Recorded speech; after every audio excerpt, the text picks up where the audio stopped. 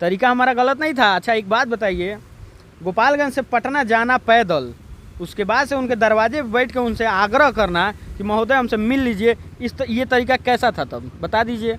जब वो तरीका सही था तो ये भी हमारा सही है। क्या मामला है, तब तक प्रशासन के लोग हम लोगों को वहाँ से खींचते हुए 200-300 मीटर तक ले गए और उसके बाद से प्रशासन का गाड़ी आया और हम लोगों को उस गाड़ी में बंद करके हाजत में भेज दिया गया। जहाँ डर की बात आए तो आपको बताना चाहते हैं कि हम लोग उनके वंशज है जिसके अंदर डर नहीं है। दोस्तों नमस्कार, स्वागत आपका फिर से हमारे इस नए वीडियो में। गोपालगंज में एक मुद्दा चर्चा का विषय बना हुआ है। मुद्दा ये है कि सीएम नीतीश कुमार जी के काफिले को रोका गया गोपालगंज में, और जिन्होंने मुद्दा रोका वो विपुल चौबे जी हमारे साथ मौजूद है। सर बहुत बहुत स्वागत है आपका हमारे चैनल पे। बहुत बहुत धन्यवाद, आपके तमाम दर्शकों का आभार रहेगा।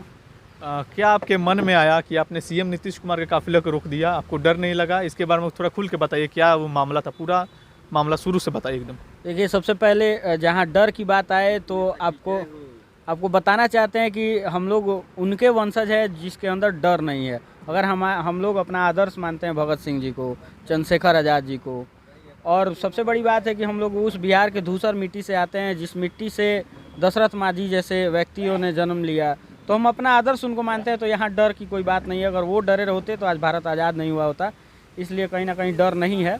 और दूसरी बात कि गोपालगंज में एक विश्वविद्यालय होना चाहिए, इसके लिए लगातार 2 साल से हम लोग आंदोलन कर रहे हैं और लगातार पूरे तमाम मीडिया वालों को और पूरे गोपालगंज की जनता को पता है कि गोपालगंज से पटना तक हम लोग पदयात्रा लेकर के भी जा चुके हैं और माननीय मुख्यमंत्री जी के घर के सामने भी हम लोग बैठे थे, लेकिन हम लोगों पे लाठीचार्ज करके हाजत में बंद करवा दिया गया और वहाँ से वापस भेज दिया गया। उसके बाद से नीतीश कुमार जी का गोपालगंज में आगमन होना था। अचानक से पता चला कि नीतीश कुमार जी बाई रोड आ रहे हैं। तो चूंकि अब लोकतांत्रिक देश में हम लोग रहते हैं और वोट दिए हैं, तो अपने वोट को, पावर को समझते हुए हम लोग बिल्कुल सोचे कि अपने मुख्यमंत्री जी को रोकेंगे और एक ज्ञापन देंगे। और ज्ञापन में बस यही लिखा था कि गोपालगंज में एक विश्वविद्यालय होना चाहिए, क्योंकि 30 लाख की आबादी हो चुकी है। कब तक हमारे युवा और हमारे बहनें जाके जेपी यूनिवर्सिटी में निर्धारित रहेंगी? कब तक हमारे समाज के लोग जाएंगे जेपी यूनिवर्सिटी में? तो इसीलिए हम लोग चाह रहे थे कि गोपालगंज में एक विश्वविद्यालय होना चाहिए। इसी के लिए हम लोग उनके काफिला को रोक करके ज्ञापन देने का काम किए। जब आपने उनके काफिले को रोका तो क्या नीतीश कुमार ने आपकी बात सुनी रुक कर? देखिए, सबसे बड़ी बात है कि माननीय मुख्यमंत्री जी का धन्यवाद रहेगा कि वो अपना काफिला रोके थे। रोकने के बाद शीशा नीचे करके वो पूछे भी थे कि क्या मामला है। तब तक प्रशासन के लोग हम लोगों को वहाँ से खींचते हुए 200-300 मीटर तक ले गए और उसके बाद से प्रशासन का गाड़ी आया और हम लोगों को उस गाड़ी में बंद करके हाजत में भेज दिया गया। बाद में पता चला, बाद में एसपी साहब भेजे थे, नगर थाना इंस्पेक्टर हैं ललन सर, उनके द्वारा खबर आई थी कि क्या ज्ञापन है, दीजिए, माननीय मुख्यमंत्री जी मांग रहे हैं। अब इसको हम लोग पूरी तरह से जानकारी नहीं है कन्फर्म कि हम लोग का खबर उन तक पहुँचा है, ज्ञापन पहुँचा है कि नहीं, लेकिन कहीं ना कहीं हमको लगता है कि पहुँचा होगा, इसीलिए खबर आया था। कहाँ तक सही है सर एक मुख्यमंत्री के काफिले को इस तरह रोक देना कि कहीं उनके जान को भी खतरा हो सकता था ना? कहाँ गलत है? नहीं, देखिए, जान का खतरा कैसे हो सकता है? हाथ में, दोनों हाथ में ऐसे ज्ञापन लेकर के हम गए हैं, तो जान का खतरा कैसे हो सकता है? हम AK-47 थोड़े लेके गए थे। AK-47 लेके जाएंगे तो दिखा के थोड़े ले जाएंगे। दोनों हाथ में सफ़ेद पोशाक में, दोनों हाथ में ज्ञापन लेकर के हम गए थे। तो प्रशासन के लोग भी वहाँ थे, वो लोग देखे थे हमारे हाथ में ज्ञापन है। तो उसके बाद से इसमें कोई हमको नहीं लगता है कि डरने की बात हो, चाहे उनके जान का खतरा है। जब आदमी वोट दिया है तो उनसे 2 मिनट मिल ही सकता है। अब घर पे नहीं मिल रहे हैं तो सड़कों पे मिल लेंगे। कानूनी कार्रवाई आपके साथ की गई थी, आपको शायद प्रशासन के लोगों ने जेल के अंदर भी ले गए थे? हाँ बिल्कुल, हाजत में 8-9 घंटे तक हम लोग बंद रहे। उसके बाद से हम लोगों से पूछताछ हुआ, पूछताछ के बाद छोड़ दिया गया। तरीका गलत था लेकिन मकसद सही है। तरीका हमारा गलत नहीं था। अच्छा एक बात बताइए, गोपालगंज से पटना जाना पैदल, उसके बाद से उनके दरवाजे पे बैठ के उनसे आग्रह करना कि महोदय हमसे मिल लीजिए, ये तरीका कैसा था तब बता दीजिए। जब वो तरीका सही था तो ये भी हमारा सही है। वहाँ पे उनका लाठी चलवाना अगर सही है तो हमको यहाँ पे उनका काफिला रोकना भी सही है। आखिर हम लोग यहाँ से पैदल गए थे, उनसे मिले ही ना, तो हमसे नहीं मिलेंगे तो हम भाई वो आएंगे हमारे जिले में तो हम उनके सड़क पर नहीं रोकेंगे। तरीका कहाँ गलत हो गया? अच्छा, जब लाठीचार्ज हो तो उसमें आप भी थे क्या? हाँ, और नहीं, हम लोगों पे लाठी चलाया गया था पटना में। हाँ, पटना में उनके दरवाजे पे हम लोग को लाठी से मार के भगा दिया गया।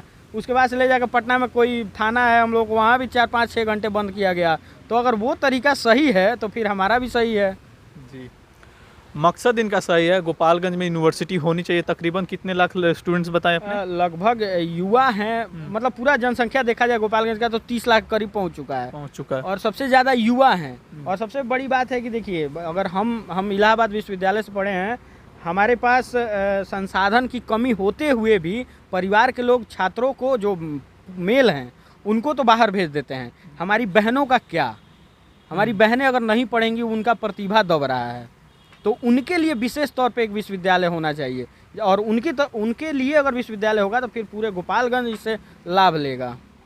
क्या नीतीश कुमार का भी तो कुछ बयान आया है इसके ऊपर कि हाँ इस यूनिवर्सिटी बनाएंगे, चाहे इस पर विचार करें, कुछ बयान निकल का है कि नहीं, अभी तक कोई बयान नहीं आया है, लेकिन उनके बयान देने पे हम लोग मजबूर जरूर कर देंगे। इतना गोपालगंज के युवाओं में क्षमता है और हम लोग इस लड़ाई को अनवरत जारी रखेंगे। विगत 2 साल से लड़ रहे हैं और विगत 20 साल तक लड़ेंगे, लेकिन आंदोलन जारी रहेगा जब तक विश्वविद्यालय नहीं मिलता है। तेजस्वी यादव से भी हम कहना चाहेंगे कि गोपालगंज में यूनिवर्सिटी होना चाहिए। माननीय उप मुख्यमंत्री बिहार के बने हैं, युवा की सरकार है उनकी, उनसे कुछ क्या आग्रह करना चाहेंगे?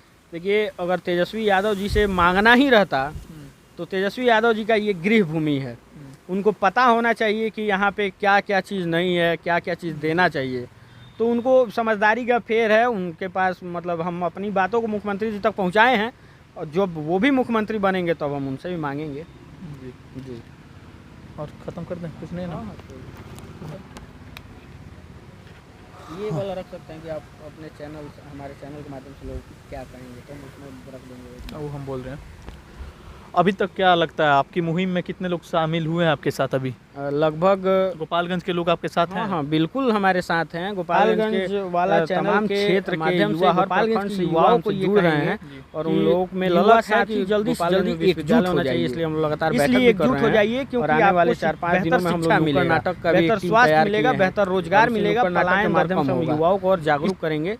और उसके बाद से मजबूती से हम लोग एकजुट हो रहे हैं। उसके बाद से एक मंच पे खड़ा होकर के हम लोग विश्वविद्यालय की मांग को मुखरता से बहुत ज़बरदस्त तरीके से उठाएंगे।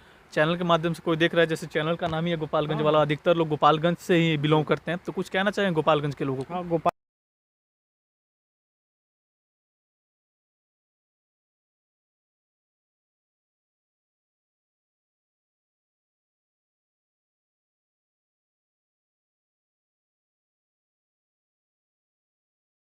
हमारे भाइयों के लिए, हमारी बहनों के लिए काफ़ी उपहार के रूप में ये आएगा कि जो दूसरे शहर में जाते हैं पढ़ाई करने के लिए, अपने गोपालगंज में वो पढ़ाई कर सकते हैं। बाकी इनकी मुहिम के साथ जुड़े रहिए। आपके साथ मिलकर बहुत बहुत खुशी हुई। बहुत बहुत धन्यवाद, हमको भी बहुत खुशी हुई। और लगातार प्रयास करते रहिए, इनके साथ जुड़े रहिए कि गोपालगंज में जल्द से जल्द एक यूनिवर्सिटी हो। बाकी वीडियो को ज़्यादा शेयर करें। फिर मिलता है आपको अगली शो, तब तक के लिए धन्यवाद।